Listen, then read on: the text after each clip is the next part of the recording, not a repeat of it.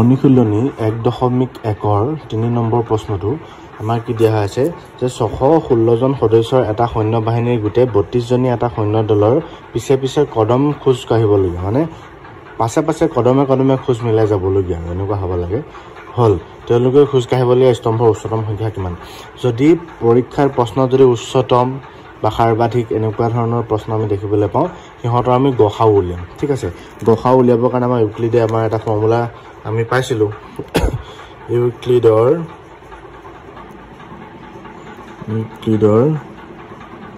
কলন বিধি অনুসৰি আমি কি পাইছিলো যে a সমান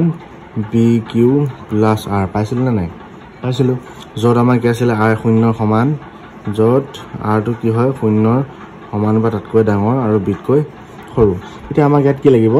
যদি আমি সংখ্যা দুটা চাও প্ৰথম ডাঙৰ সংখ্যাটো আছে 616 আৰু সৰুটো 32 তো ডাঙৰ সংখ্যাটো আমি কি বুলি ধৰো a বুলি ধৰো ডাঙৰ সংখ্যাটো আমি কি বুলি ধৰো a বুলি ধৰো ওকে 616 আৰু সৰু সংখ্যাটো কি বুলি ধৰো b বুলি 32 এ কেইবাৰ যায় আমি পূৰণ কৰি চাম ওকে আমাৰ কি হল 616 32 ইনটু আমি প্ৰথম ইয়াতে হৰণ কৰিবলৈ চাম 616 কেইবাৰ যাব 616 তাক আমি 32 ৰে যদি কৰো 32 এবাৰ দিলে 1 পৰা 2 না যায় 11 হল 11 পৰা 2 থাকিল 9 ইয়াত 11 কাৰণে 5 থাকিল 5 পৰা 3 গলে 296 আমি 9 বাৰ যদি দিও তাহলে 32 9 বাৰ 9 18 হাতে 3 9 27 কে 28 288 কিমান হ'ব 16 পৰা 6 পৰা 8 না যায় 16 পৰা 8 গল থাকি গল 8 সেটো 8 মিলি গল 0 2 2 মিলি গল 8 ওকে এইখিনতে হৈ গল 32 কেইবাৰ গল 19 বাৰ গল ন 19 বাৰ গলে কিমান ৰখি গল ভাগশেষ 8 ৰখি গল তাৰ পিছত নেক্সট স্টেপ কি কৰিম এই যোনটো 32 টো হৈ যাব a আৰু 8 টো হৈ যাব b 8 এ কি হৈ যাব 8 4 32 ৰখি গল ভাগশেষ 0 তো 8 টো হৈ যাব গসাগু এটাকে 616 আৰু 32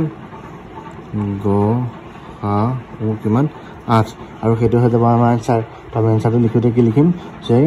দুইটা দলে একে সমান খোজ স্তম্ভত খোজ কাঢ়িবলগীয়া হল খোজ কাঢ়িবলৈ ওকে এতিয়া আমি ডাইৰেক্ট লিখিলাম খোজ কাঢ়িবলগীয়া স্তম্ভৰ উচ্চতম সংখ্যা কাঢ়িবলগীয়া